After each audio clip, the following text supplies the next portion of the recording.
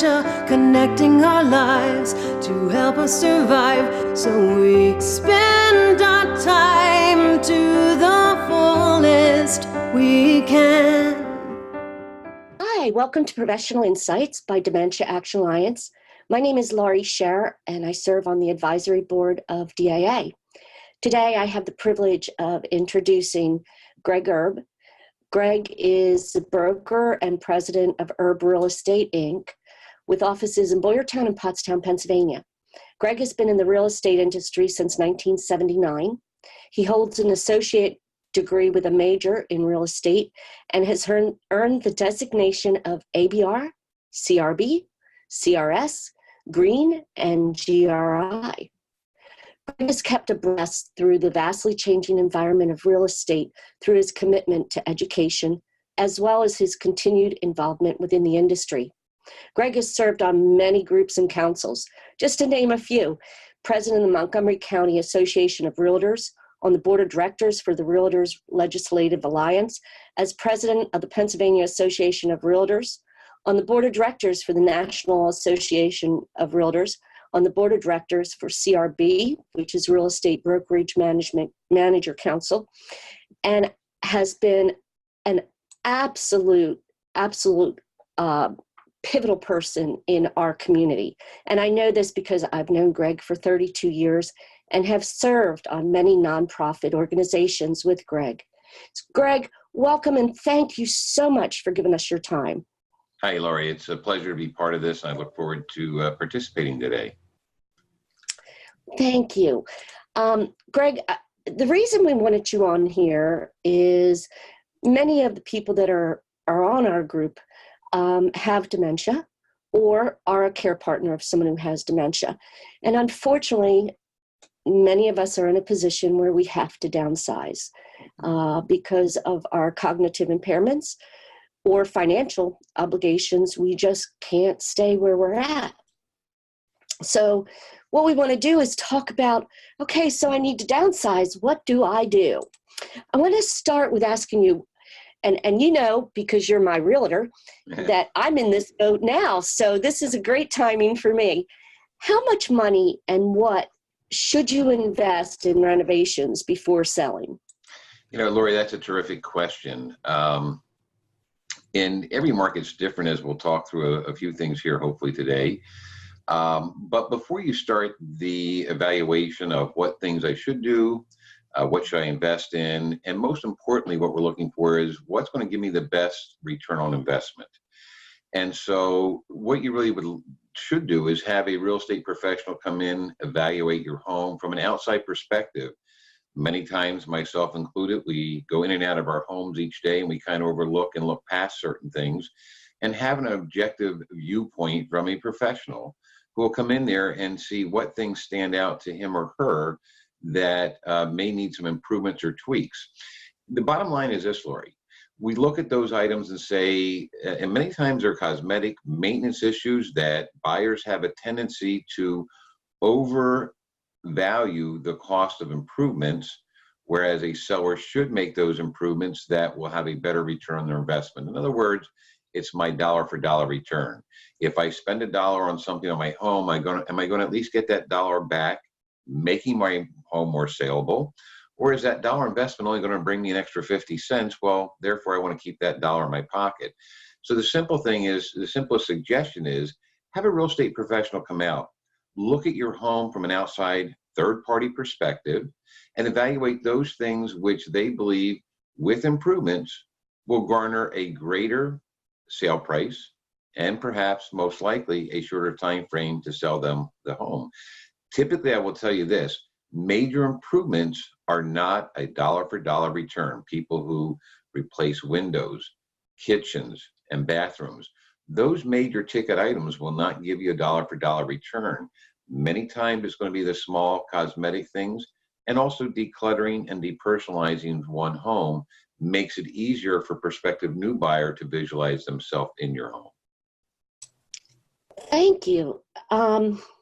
And decluttering, boy, that's hard because you got to throw away a lot of memories, and I know that's a tough one. But it can be, but we really tell people, no matter what their situation is, to really prioritize what things are most important to them and what keepsakes do they want to keep. And they should package those things away, put them in a box, throw them in storage. But when you can clean off countertops and reorganize shelves and some of those knickknacks we tend to sit around, we want people to look at your home and not you or how you live, rather, but to see your property and to showcase that in the best example we can. Well, okay, so I do home improvements, and I invest money, like you said, into some home improvements.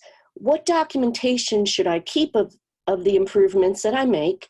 And what about transferable warranties? If I put in something new, do the warranties transfer over to the new people?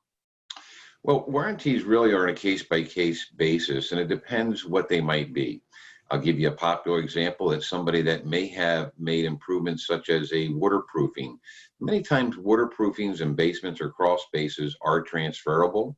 Sometimes it's the life of a shingle for your roof, or other components that are larger items that can be transferable. And so keeping records of your major improvements, going back to your first question, is always a good advice. The additional benefit of keeping records for what you improve or spend upon your home helps with a tax perspective, so that when you go to sell your home, certainly we hope it's greater than what you purchased it for, you'll realize some gain. And while I can't give actual tax advice, I will tell you that there are federal tax exclusions, at least with your federal tax, from gains on your personal residence. And so if you are downsizing, it might be the right time, with consultation with your tax advisor, to take advantage of that one-time tax exclusion that you have for individuals or married folks. And you can help minimize some of that gain you had by some of the cost of the improvements that you put into the property itself. The record keeping Okay, is so important. the documentation is important, that I hold on to that no matter how minor, because it can add up, I'm sure. It can add up over time, and then your tax professional, as you go to prepare taxes in the year after you sold the real estate, that'll help with some of the tax matters that you'll have to deal with at that particular time. Would that include things like paint? There are limitations to what items can be accounted for. If you paid for an outside professional, I would tell you keep that invoice, because even when you get to some of the state taxes that you may have, they can vary state to state, Laurie. So I think having the records is better than not having them, and present them to your tax advisor as they go to prepare your taxes in the year subsequent to the sale of the real estate. Okay, thank you. That's good information. Okay, now I know that you're a realtor and you're trying to sell a house for the best you can, but realistically, how much can I negotiate on a selling price and on a buying price? Yeah, that's a terrific question. And you'll hear me say this often. Each market is different. In the geographic area that I serve with my offices, we're in about a 30-mile radius or so. And even if within that relatively small footprint, there's 4 or 5 distinct markets. And what I'm saying by that, each market reacts a little bit differently. Sometimes it's controlled by the supply of inventory that's out there. Sometimes it can be on a particular price point for a particular home. And so, number one, first rule is every market is different, and you have to look at your individual market. But to answer your question, Laurie, the best thing is to get that professional advice, have someone a realtor do a market analysis of one's home to determine what the real fair market value of that particular property is. My perspective in our current market conditions where I'm at is my advice and counsel is do not overinflate the value of your property. Just because one has their house listed for more doesn't mean it's going to sell for more. In fact, sometimes you may chase away what would otherwise be good qualified buyers. My recommendation is to zero in as close as you can to that actual market value, because the other side is, from when I started doing this 40 years ago to today, buyers have so much more information available to them. They can go out there and see what your neighbor's home sold for. They can see how the market's reacting to certain things. So they're well educated, and actually that makes for a better transaction. So my advice is stay within a few percent of where you feel that actual market value is, and have a great marketing plan to present that home to obtain the highest and best value in the shortest period of time. And then look at what else is happening in that marketplace and rely upon a professional's advice to give you some guidance through that process. Because as I started my opening comment, every market is different and you need to understand the marketplace that you're in. Okay. What are other tax consequences? I mean, and even if I'm looking to move from one state to another, what's important for me to know? Well, I think the really important part of your question there, Laurie, is where one might be moving. We already touched briefly on we all have the advantage of having that one-time federal tax exclusion on part of your capital gains from your home. And then you look how each state might vary and how they handle your actual capital gain from the sale of your principal residence. Many times that can be rolled over if you're purchasing. Maybe you're downsizing to an apartment, so you definitely want to take advantage of that exclusion at that point in time. But the other part of your question is really unique, because as you look towards maybe downsizing, perhaps it might involve a retirement or scale down in one's work activities. You may want to look at how the individual state to which you're looking treats pensions. So pensions can be taxed differently. There are states that don't tax your pension. And so some of those states became very popular for people to migrate to and to purchase their next home, because they're reducing the burden of taxes on their pensions. So that can vary state to state.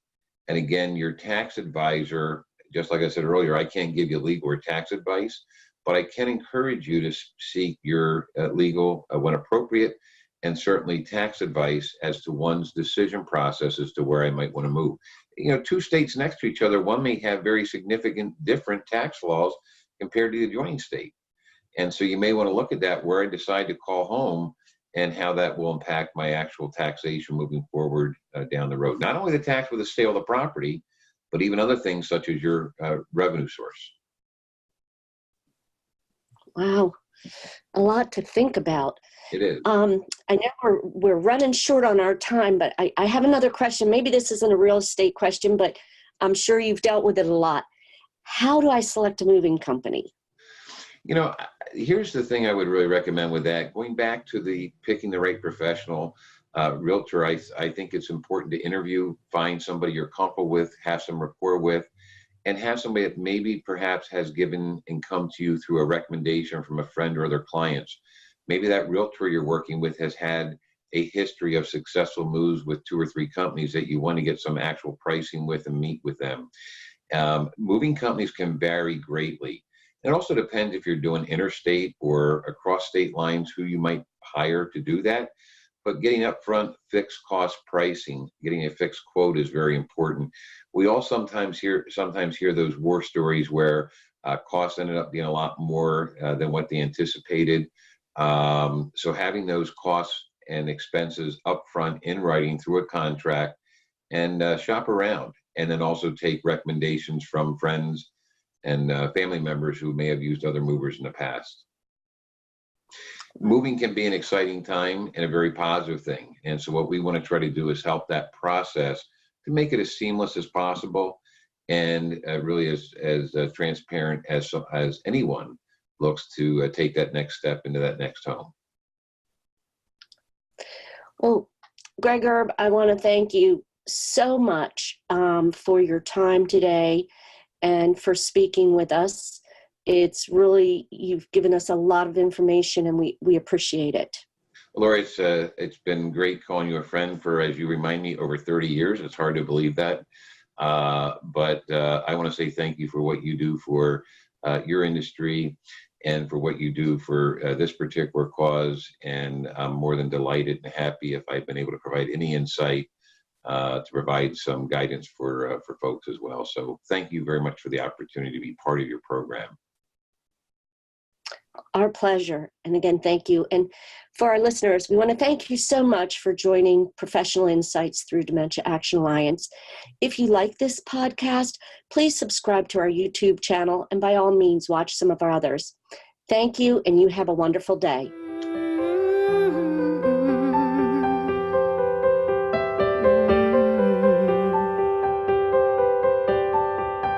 We're living beyond dementia, connecting our lives to help us survive. So we spend our time to the fullest. We